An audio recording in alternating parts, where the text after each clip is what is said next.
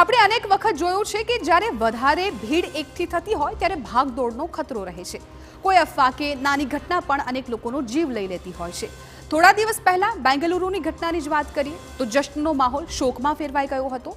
એટલે હવે અમદાવાદમાં યોજાનારી ભગવાન જગન્નાથની 148મી રથયાત્રામાં એકત્રિત થનાર ભીડને મેનેજ કરવા ક્રાઇમ બ્રાન્ચે ટેકનોલોજીની મદદ લીધી છે। સૌપ્રથમ તમને એક વિડીયો બતાવી।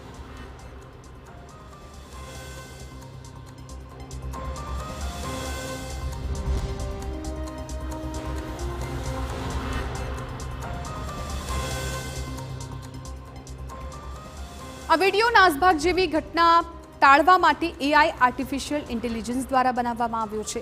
સ્વાભાવિક છે કે રથયાત્રામાં 14 થી 15 લાખ લોકો ભાગ લેતા હોય છે।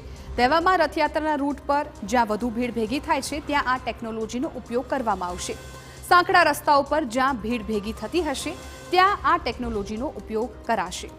સીસીટીવી અને ડ્રોન કેમેરાથી લાઈવ ફીડ દ્વારા રિયલ ટાઈમ મોનિટરિંગ કરવામાં આવશે અને સાથે જ બંને કેમેરાની ફીડ મળશે અને સોફ્ટવેરના આધારે ભીડની ગણતરી કરવામાં આવશે।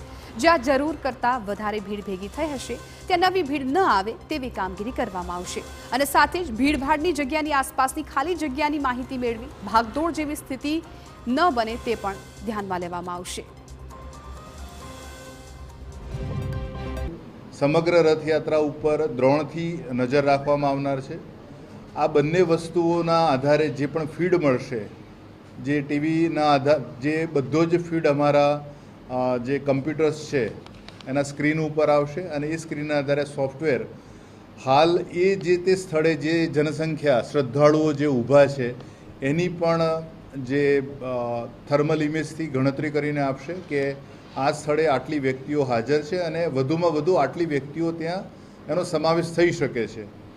સાથોસાથ એ જે સ્થળ છે એની બાજુમાં એટલે ઓક્યુપાઈડ સ્પેસ અને અનઓક્યુપાઈડ સ્પેસ જે જગ્યાઓ ખાલી છે અથવા તો જે તે સ્થળે ભેગા થયેલા વ્યક્તિઓની નજીકમાં કોઈ બનાવ બને તો એ જ વખતે ત્યાંથી એ લોકોને બહાર કાઢી શકાય એવી જગ્યાઓની માહિતી સતત અપલોડ થતી રહેવા। અમદાવાદ ક્રાઇમ બ્રાન્ચ દ્વારા આ ટેકનોલોજીનો ઉપયોગ કરવામાં આવશે। આ કામ માટે પોલીસ કમિશનર કચેરી અને ક્રાઇમ બ્રાન્ચ બંને સ્થળે કંટ્રોલ રૂમ શરૂ કરવામાં આવશે। રથિયાના રૂટ પરના અંદાજે 3000 જેટલા કેમેરાની ફીડથી આ કામગીરી કરવામાં આવશે। જગ્યા પ્રમાણે ભીડ વધુ એકત્રિત ન થાય તેને ધ્યાનમાં રાખીને આ આયોજન કરવામાં આવ્યું છે, જેમાં રિયલ ટાઈમ રિસ્પોન્સ માટે આ ટેકનોલોજીનો ઉપયોગ કરાશે। હવે આપને પણ કહી દઈએ કે આ ટેકનોલોજી કેવી રીતે કામ કરે છે। રિયલ ટાઈમ મોનિટરિંગ, એઆઈ સંચાલિત સીસીટીવી કેમેરા, વિડીયો સ્ટ્રીમ્સનું રિયલ ટાઈમમાં સતત વિશ્લેષણ કરવામાં આવશે।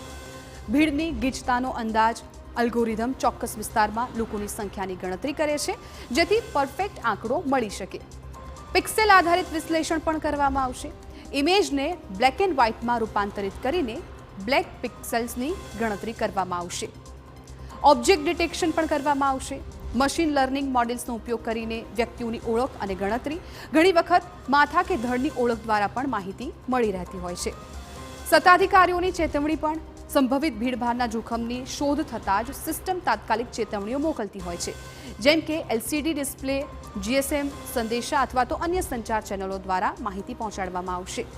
અનુમાનિત વિશ્લેષણ, કેટલીક અદ્યતન સિસ્ટમો ઐતિહાસિક અને રિયલ ટાઈમ ડેટાના આધારે ભીડના વર્તન અને ગતિશીલતાની આગાહી કરવા માટે ટાઈમ સિરીઝ પ્રિડિક્શન મોડેલ્સનો ઉપયોગ કરે છે, જે બોટલનેક અથવા તો ઓવરફાઉન્ડિંગની આગાહી કરવામાં મદદ કરે છે।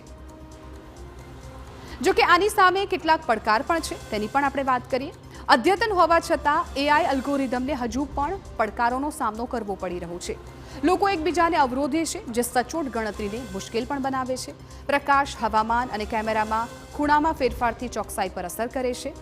આ સિસ્ટમો વિકસાવવા અને નિયોજન કરવું ખર્ચાળ પણ હોઈ શકે છે, કારણ કે ઉચ્ચ રિઝોલ્યુશન કેમેરા, શક્તિશાળી પ્રોસેસિંગ યુનિટ્સ અને અદ્યતન અલ્ગોરિધમની જરૂર પડતી હોય છે, એટલે ખર્ચાળ પણ છે આ સિસ્ટમ।